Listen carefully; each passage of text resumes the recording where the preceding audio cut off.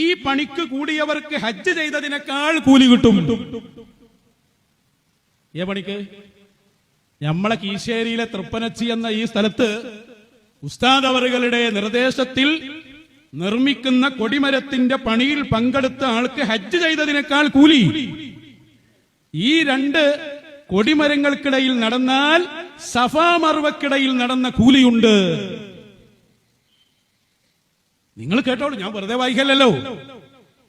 ഉസ്താദ് പറഞ്ഞു, കൂലി നിങ്ങൾക്ക് കിട്ടിക്കോട്ടെ എന്ന് കരുതിയിട്ടാണ്. ഇതൊക്കെ ജിന്നുകളെ കൊണ്ട് ചെയ്യിക്കാൻ എനിക്കറിയാഞ്ഞിട്ടല്ല. ഇതൊക്കെ വേണമെങ്കിൽ ജിന്നുകളെ കൊണ്ട് ചെയ്യിപ്പിക്കാം, പക്ഷേ എനിക്ക് നിങ്ങൾക്കൊക്കെ ഒരു കൂലി കിട്ടിക്കോട്ടെ. എന്താണ് ഈ പറഞ്ഞ ശരിക്കും മനസ്സിലാക്കിക്കോളൂ.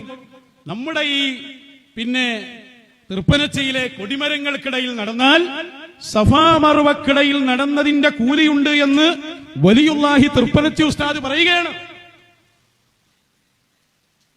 എന്തേ അംഗീകരിക്കാൻ ഒരു പ്രയാസം? ഒരു പ്രയാസം ഞമ്മക്കില്ല, നിങ്ങളോടല്ലോ ചോദിക്കുന്നു. ഹജ്ജ് ചെയ്ത കൂലി എന്നല്ലേ പറഞ്ഞു? എത്ര ലക്ഷങ്ങൾ മുടക്കിയിട്ട് നമ്മൾ അവിടെ പോയി എത്ര ദിവസം ഇവിടെ ഒരു പണിയിൽ പങ്കെടുത്താലല്ലേ കൂലി പറയുന്നത്? ഒരു സൂചി വീണാൽ ഞാൻ അറിയും. പ്രത്യേകിച്ച് നിങ്ങളോടൊക്കെ പറയാനുള്ളത്, സമസ്ത കേരള ജമിയത്തുൽ ഉലമയുടെ 100ാമത്തെ വാർഷികം നടക്കുകയാണ് 8-ാം തീയതി. നമ്മളെല്ലാവരും അതിൽ പങ്കെടുക്കണം. അത് നമ്മളെ ദീനാണ്. എങ്ങനെ ഒരുവിധം ജീവനുണ്ടെങ്കിൽ വാഹനത്തിൽ പോകണം. അത് ഈ കേരളത്തിലെ ഒരു അറഫയാണ്. അത് ഈ കേരളത്തിലെ ഒരു അറഫയാണ്. അത് ഈ കേരളത്തിലെ ഒരു അറഫയാണ്. ഇതൊന്നും ഞാൻ എൻ്റെ വകയായിട്ട് പറയുന്നത്, ആരിഫീങ്ങൾ പറഞ്ഞ വാക്കായി പറയുന്നത്. എൻ്റെ വകയായിട്ട് ഒന്നും പറയുന്നില്ല. ഞാനും പോവും. അവിടെ പോയി എനിക്ക് പ്രസംഗമാണ് കേട്ടാൽ മതി.